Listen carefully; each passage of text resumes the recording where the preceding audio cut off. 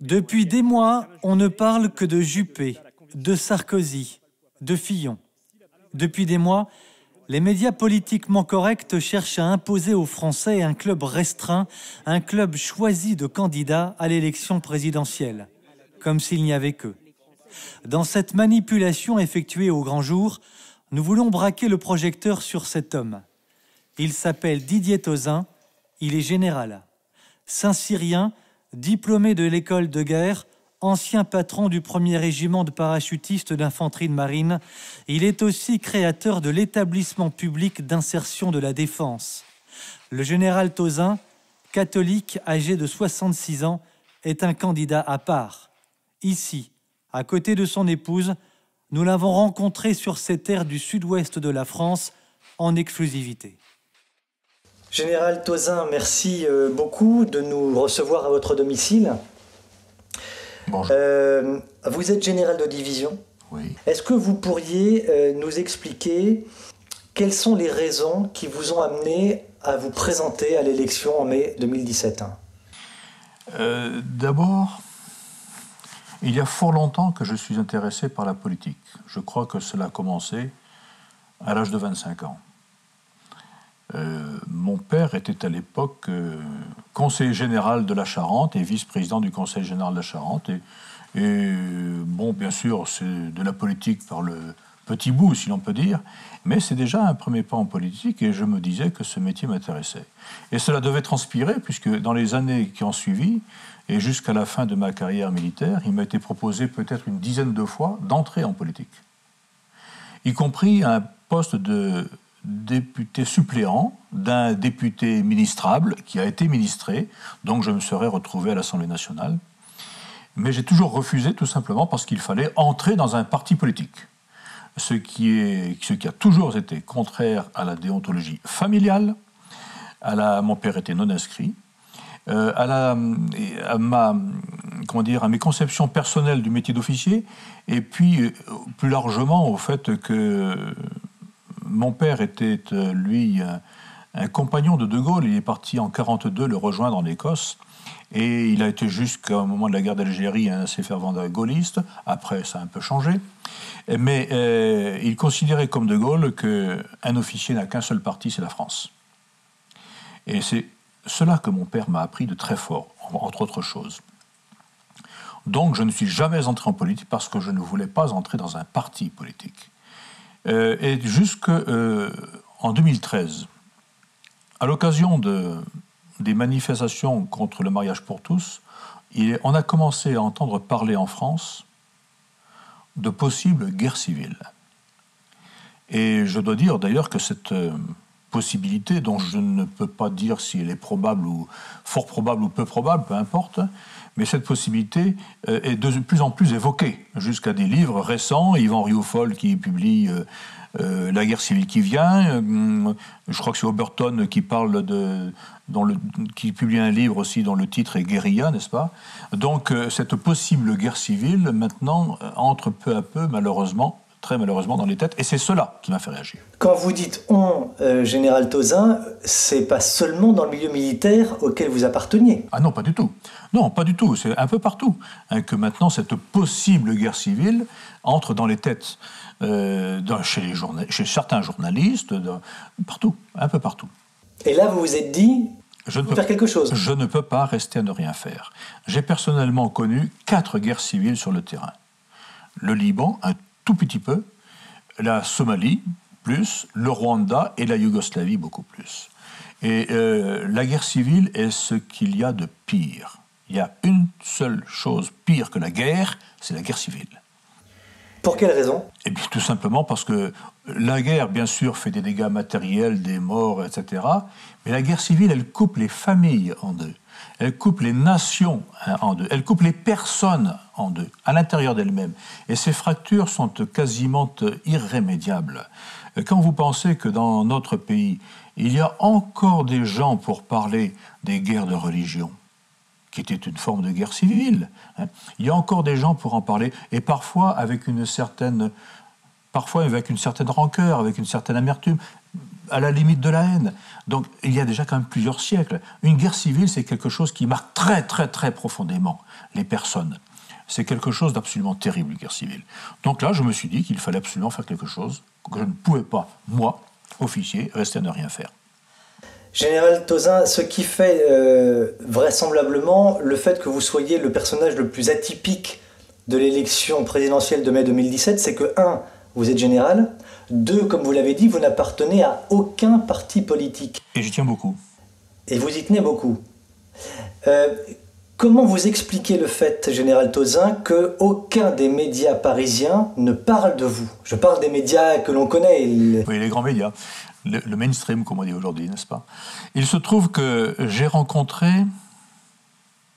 d'abord en 2015, je suis passé à la télévision, à l'occasion des attentats de janvier 2015 et de novembre 2015. Et là, c'est mon éditeur, Louis de Mareuil, qui a profité du fait que pendant mon activité professionnelle, j'ai procédé à une libération d'otages, pour me faire inviter sur les médias. Très bien. Je note quand même que Audrey Pulvar m'a quasiment mise à la porte lorsque j'ai dit qu'il fallait que Manuel Valls, Christiane Taubira et M. Cazeneuve démissionnent suite à l'attentat de novembre, parce que quasiment rien n'avait été fait depuis le mois de janvier. Donc un peu de télévision, mais je note aussi que cette année, en avril-mai, j'ai donné 3 interviews qui se sont très, très bien passées. L'une à Libération, l'autre au Figaro, et la 3e à Valeurs Actuelles. Et je note aussi que seule Libération a publié un article.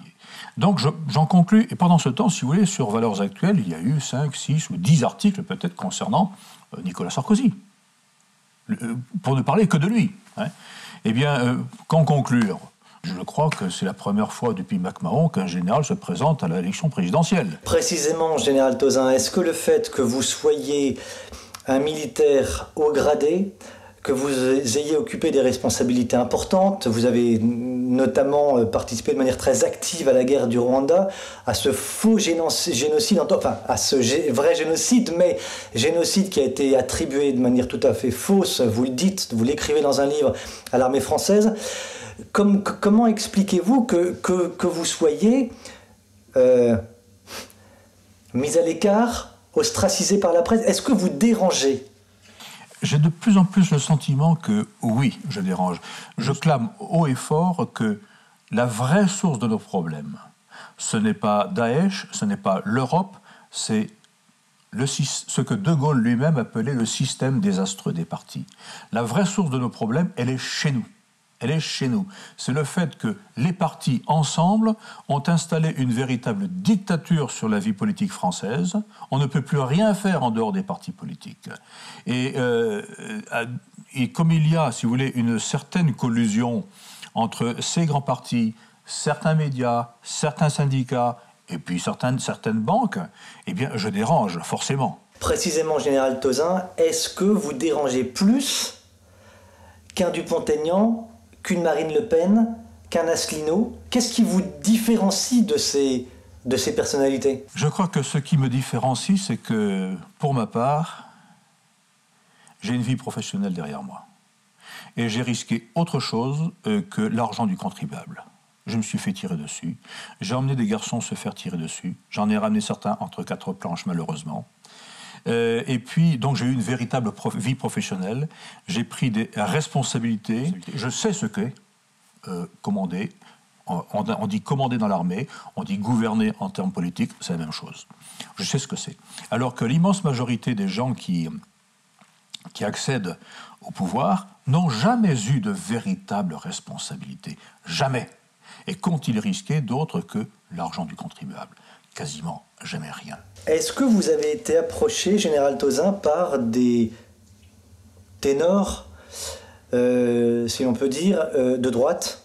Les gens, par exemple, que j'ai pu citer tout à l'heure, est-ce que vous avez été approché par eux? Alors, oui, mais je ne dirais pas qui. Tout simplement parce que des tractations sont en cours, donc je ne dirai pas qui. Mais oui, maintenant, je commence à intéresser ces gens-là. Ce qui prouve bien qu'ils sont en plein désarroi eux-mêmes. Je ne veux pas le dire parce que je ne suis pas du tout en recherche du pouvoir. Je pense que tout le monde l'a compris. À 66 ans, vous savez, comme je dis habituellement, on pense plutôt aux valeurs d'éternité qu'aux valeurs cotées en bourse ou au pouvoir. Ça n'a aucun intérêt, le pouvoir. Donc c'est pas ça qui m'intéresse. Ce qui m'intéresse, c'est la France. Or, il faut faire avec les gens qui sont en place. L'un de mes objectifs principaux, c'est d'apaiser la situation, d'éviter les dérapages vers la guerre civile. Donc, moi, je suis prêt à rencontrer pratiquement n'importe qui, du moment que chacun se met vraiment au service de la France. Ce n'est pas si simple que ça de trouver des gens qui se mettent vraiment au service de la France. Vous dites éviter les dérapages de la guerre civile parce que vous avez le sentiment que le pays actuellement peut-être est proche éventuellement d'une guerre civile? Je ne sais pas s'il est proche d'une guerre civile, mais je crois que les mécanismes psychologiques de la guerre civile se mettent en place en ce moment. C'est ça le plus grave, les mécanismes psychologiques. C'est-à-dire qu'on pourrait très bien, il y a toujours eu en France, essentiellement la campagne, de grosses quantités d'armes, mais ce n'est pas pour cela qu'il y a un véritable risque de guerre civile. Le risque de guerre civile se met en place d'abord dans les têtes, dans les psychologies, quand on commence à se renfermer sur soi-même, à regarder l'autre non comme un frère français ou un frère humain, mais comme un adversaire, voire un ennemi potentiel.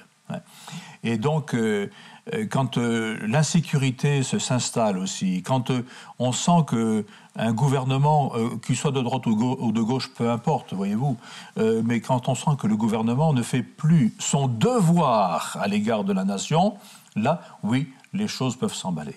Je note que très prochainement, en ce moment, il y a des manifestations de policiers. Eh bien, ces manifestations peuvent donner lieu à des dérapages.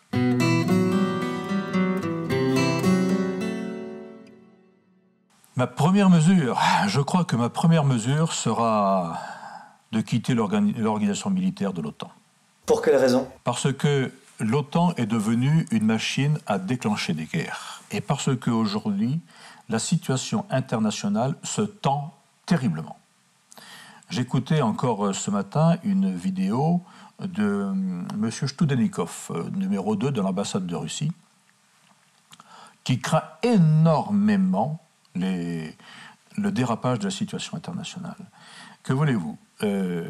Aujourd'hui, au Proche-Orient, il y a potentiellement une énorme affaire. Une guerre entre la Syrie, la Turquie, l'Iran, Israël, qui ne pourra pas rester à côté. Il y a en Afrique du Nord, au Maghreb, plutôt, en Libye, nous avons détruit la Libye, ce qui était une faute politique majeure et qui va nous coûter très cher. Et aujourd'hui, la Libye est en cours de déshérence.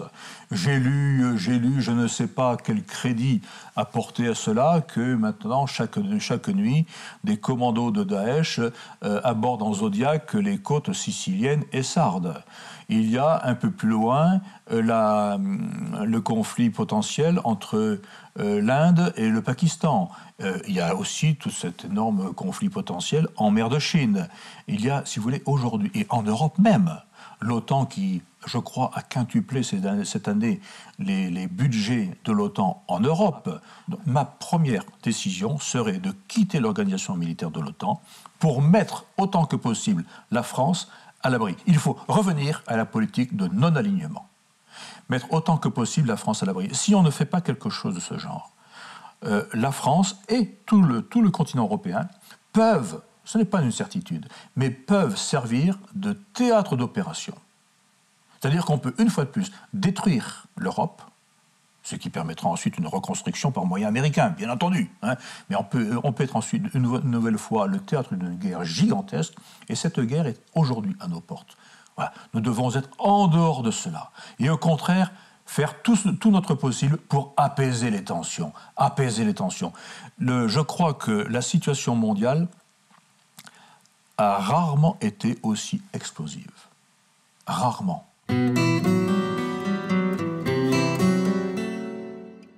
D'où vient ce phénomène? Je crois qu'il vient de l'abandon de sa mission par le politique. Qu'est-ce que la monnaie? La monnaie, c'est d'abord un bien collectif. C'est un bien qui nous appartient à nous, Français, travailleurs ou retraités. C'est le résultat de notre travail. Et ce bien collectif, nous avons, enfin, autrefois, c'était l'État qui, mandaté par la nation, devait gérer ce bien collectif. Or, à partir des années 50, on a laissé filer ce bien collectif en direction des banques privées. Donc, d'où vient la dette? Du fait tout simplement que l'État doit désormais emprunter aux banques privées un bien qu'il avait en charge de gérer. On marche sur la tête. Je crois que là est la vraie source du problème. Maintenant, que faire? Je crois que l'une des premières décisions que je prendrais serait de provoquer une conférence monétaire internationale, si possible mondiale, sinon au moins européenne, pour avancer sur ce sujet. On ne peut pas rester dans cette situation. Il n'est absolument pas normal que, des banques privées, se soient, fassent de la spéculation, des bénéfices outranciers sur un bien qui nous appartient à tous.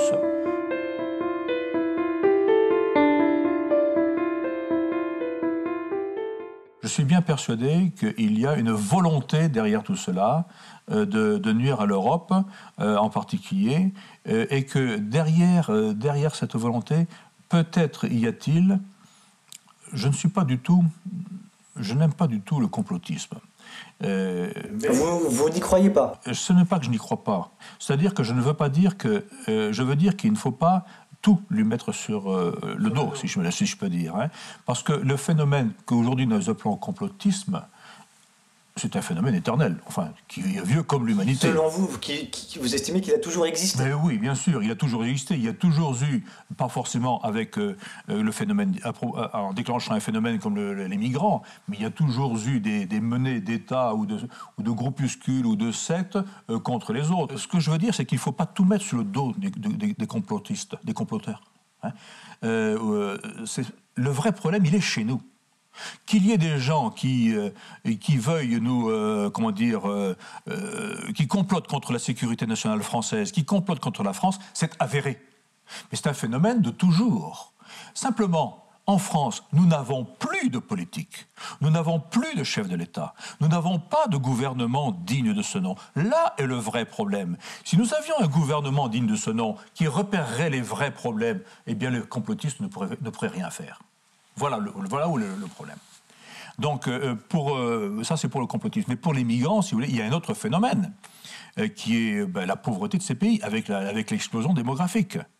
En France, on n'arrête pas de vouloir nous rendre coupables, responsables de l'état de ces pays. C'est faux.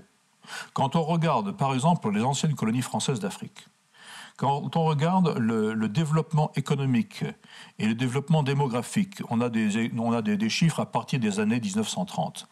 Eh bien, jusque dans 1975, le développement économique était plus important que le développement démographique. La courbe s'est inversée à partir de 1975. Que s'est-il passé? Simplement, d'abord, nous avons... le président Houphouët-Boigny lui-même me disait que nous Africains, devrions bénir la colonisation jusqu'à la fin des temps. C'est ce qu'il vous disait. Il me l'a dit à moi, jeune lieutenant, qui était son garde du corps. Ah. Et en Afrique, j'ai entendu peut-être 1000 fois, c'est quand la fin de la dépendance, y compris dans la bouche d'un ami général de division sénégalais de ma promotion. Je l'ai entendu très souvent. Donc, si le colonialisme, l'idéologie colonialiste, dont Léon Blum était l'un des principaux représentants d'ailleurs, hein, est une horreur parce qu'elle est fondée sur la théorie de la race supérieure. Ça oui, la colonisation de terrain a porté de bons fruits. Ça n'a pas été une œuvre parfaite. Pourtant, elle est dénoncée en permanence par les médias. Elle est dénoncée en permanence en France par des gens qui veulent, je ne sais pas, ce qu'ils veulent peut-être détruire la France. Je n'en sais rien. Hein. Toujours est-il qu'elle est dénoncée en France, beaucoup plus qu'en Afrique. Dans les années 60, on a donné l'indépendance il fallait leur donner l'indépendance. Pas forcément à ce moment-là, mais surtout d'une autre manière.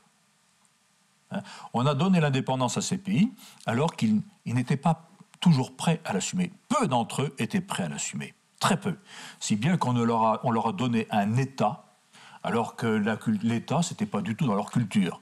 On leur a donné une armée nationale, alors que l'armée nationale n'était pas du tout dans leur culture, etc., etc., etc. Si bien que les choses sont parties très vite à volo. Et aujourd'hui, ce que je constate, c'est que l'Afrique est pillée. On nous dit, Ramayad me disait récemment, mais vous ne voyez pas le développement de l'Afrique, le produit intérieur brut qui croît énormément. Mais bien entendu, il croît énormément. Mais par le pillage de l'Afrique, tout simplement.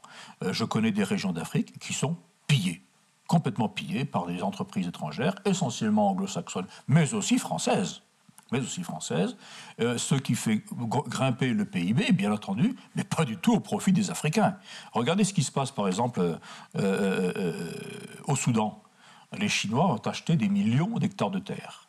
Ils les font travailler par des Chinois qui sont venus. Ils ont construit un port et une voie ferrée par des moyens chinois avec du matériel chinois pour exporter ça en Chine. Bien sûr, ça entre dans l'augmentation du produit intérieur brut du Soudan, mais rien de cela ne profite aux Soudanais. Donc, il y a un véritable pillage de l'Afrique en ce moment, et c'est l'une des raisons aussi de ce phénomène migratoire.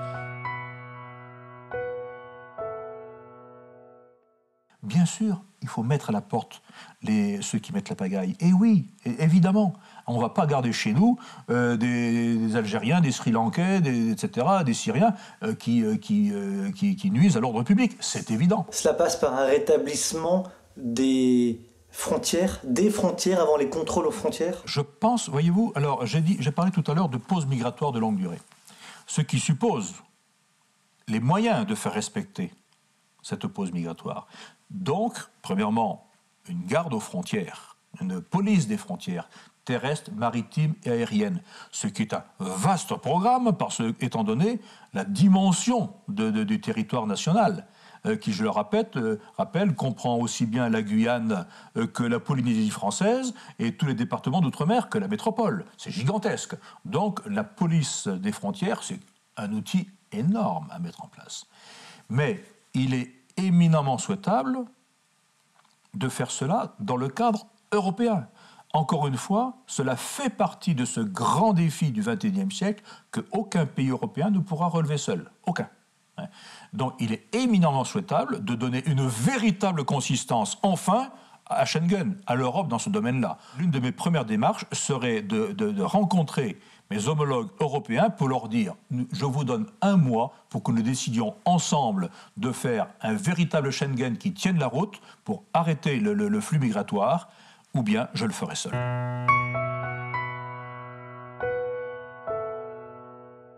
Autrefois, le fonctionnaire était admiré, il était envié, c'était un véritable serviteur de l'État et des Français. C'est pour cela qu'il était admiré et envié, en fait. Bien sûr, il y avait la stabilité, il y avait le salaire qui tombait tous les mois, etc. Mais d'abord, c'était quelqu'un qui remplissait des fonctions vraiment au service de la France et des Français, et qui avait acquis de ce fait une véritable aura. Ça, c'est l'un des mérites de la Troisième République. Aujourd'hui, le fonctionnaire, il est toujours envié pour la stabilité, mais il est de plus en plus critiqué. Son statut dans le cœur des Français a radicalement changé. Pourquoi ? Parce qu'il a lui aussi été manipulé. Il a servi de manne électorale, si je peux dire, de main-d'œuvre électorale à tous les partis politiques. C'est cela qui, selon vous, aussi participe à la disparition de la cohésion sociale dont on parlait tout à l'heure ? C'est évident. Le fait que les partis politiques, tous les partis politiques, tous, le système des partis entre eux, n'est-ce pas ?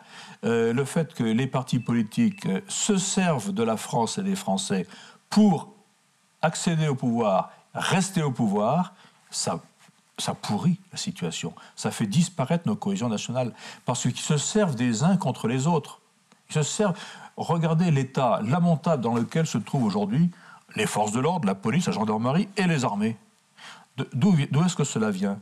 Tout simplement du fait que ces gens-là, n'ayant pas le droit de manifester ou très peu, eh bien on peut très facilement ponctionner leurs effectifs et leur budget pour les mettre dans d'autres postes. Tout cela pourquoi? Par démagogie. Est-ce que le peuple a été souverain vraiment depuis 1789? Je n'en suis pas certain. Toujours cette souveraineté a été captée, volée, violée par, en général, le système des partis. Alors, précisément, Général Tauzin, dans le programme qui est le vôtre et sur le site Rebâtir la France, vous parlez de la nécessité de recréer la cohésion nationale en faisant preuve en particulier, écrivez-vous, d'une solidarité plus responsable envers les plus faibles. La justice est-elle, selon vous, aujourd'hui en France, devenue totalement laxiste ? Non, il y a une partie des juges qui sont laxistes. C'est vrai, certains juges sont laxistes, mais non pas tous. Il y a surtout, je crois, d'abord un manque de moyens affectés à la justice. C'est quand même un élément extrêmement important de la vie nationale, la justice. Je crois qu'elle manque singulièrement de moyens. Il y a aussi une indépendance de la justice qui était peut-être un petit peu déconnectée de la réalité. La justice ne peut pas être indépendante de la volonté nationale. Depuis 1789, c'est ainsi. C'est le peuple qui est souverain, théoriquement. Donc la justice ne peut pas être indépendante du peuple souverain. Le peuple souverain qui, par l'intermédiaire de ses représentants, décide de certaines lois, doit être respecté. La volonté du peuple doit être respectée. Nous avons perdu les repères ancestraux, ceux sur lesquels nos ancêtres ont fait la France. Nous avons perdu et nous baignons aujourd'hui dans une ambiance de nihilisme et de relativisme que nous avons hérité très largement de mai 68, qui nuit totalement à notre cohésion, mais aussi au simple exercice de la justice, pour ne parler que de cela, mais aussi au soutien que l'État devrait apporter aux forces de police et aux forces militaires en exercice et qu'il n'apporte plus réellement. On le voit ces jours-ci avec la police. Voilà, je crois que le plus grave, si vous voulez, c'est cela, l'absence de repères et ce bain de nihilisme et de relativisme qui, en fait, nous déstabilise complètement. Je crois qu'il y a d'excellents juges en France, pas tous, mais je crois que tous pâtissent non seulement d'un manque de moyens, d'une politique totalement laxiste au niveau gouvernemental, quand on ne donne pas des ordres clairs aux policiers, quand un gouvernement ne soutient pas ses policiers en légitime défense, eh bien forcément les choses dérivent.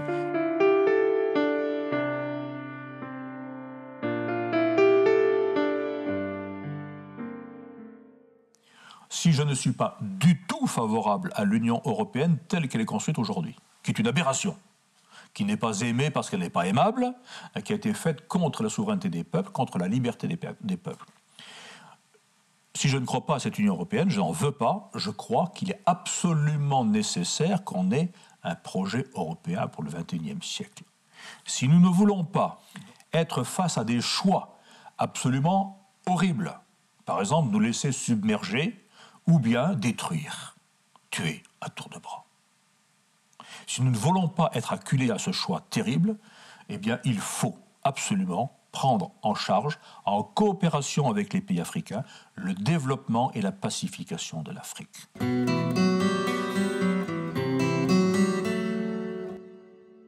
Ah oui, je crois qu'il est à refaire complètement. Non seulement il est totalement inadmissible que quelques-uns paralysent la France, parce qu'en fait ils sont très peu nombreux, mais il n'est pas normal non plus que si peu de Français soient syndiqués. Je crois vraiment que le syndicat, à condition que ce soit un syndicat et non pas une machine à faire la révolution, à prendre en français à prendre les Français en otage, que ce soit un véritable syndicat. Je crois que le syndicat est quelque chose qui non seulement est sain, mais qui est nécessaire. Pas forcément pour toujours se battre. Non, certainement pas cela. C'est pas ça la vocation d'un syndicat. C'est peut-être tout simplement d'aider les gens dans des situations difficiles. Hein, ça peut être aussi, bien entendu, de discuter avec les patrons, avec le patronat, n'est-ce pas? Mais je crois que le syndicat est absolument nécessaire. Or, en France, il n'y a que 8% à peu près des employés ou cadres qui sont syndiqués. Et la grande majorité, d'ailleurs, sont de la fonction publique. Qu'on laisse se dérouler les grèves que nous avons eues à propos de la loi travail, en plein état d'urgence, paraît-il, pour moi, c'est ahurissant. Ce n'est pas normal, avec toute la casse, avec toutes les agressions contre les policiers, contre les forces de l'ordre en général, ce n'est pas normal. Ce n'est pas du tout digne d'un pays qui prétend être une démocratie, ce qui n'est plus. Je considère qu'il n'est pas normal, voyez-vous, que l'argent des Français, du contribuable, qui sont régulièrement pris en otage, cet argent serve à subventionner des syndicats dont le plus clair du travail est de mettre la pagaille dans la rue.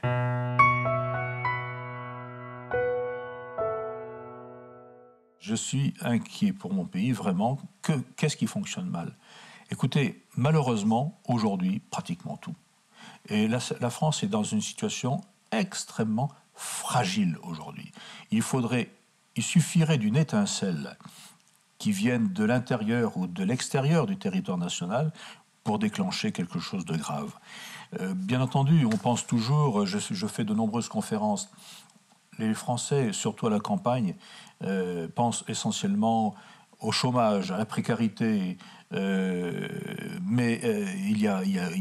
qui sont bien sûr dramatiques. 10 millions de précaires en France, entre 3 et 5 millions de chômeurs, je ne sais pas exactement. Qui le sait d'ailleurs? Mais il n'y a pas que cela, il y a l'insécurité. Même dans les campagnes, maintenant, on est dans une situation d'insécurité. Autrefois, on pouvait laisser la porte ouverte la nuit. Maintenant, c'est hors de question. On ferme les voitures à clé dans la journée, dans certains endroits de campagne. Bien sûr, il y a le phénomène des migrants qui a été très largement manipulé par les gens qui nous gouvernent. Il y a l'immigration beaucoup trop forte. Je ne suis pas du tout un raciste. Un officier de l'armée française qui a vécu, qui a vécu 15 ans comme moi en Afrique ne peut pas être raciste. Ce n'est pas vrai. Hein. Mais quand il y a trop de gens qui ne sont pas assimilés à notre culture, forcément la situation devient instable. Un ami sénégalais me disait récemment, vu de l'extérieur, vous n'êtes plus un peuple. Je crois que c'est vrai, nous ne sommes plus un peuple. La cohésion nationale, chez nous, a disparu par rapport à ce que j'ai connu dans ma jeunesse et dans mon enfance, bien entendu. Mais aujourd'hui, il n'y a quasiment plus de cohésion nationale. Et ça, c'est une situation très grave. Une famille qui n'a pas sa cohésion, elle disparaît. Une nation qui n'a plus de cohésion va disparaître elle aussi.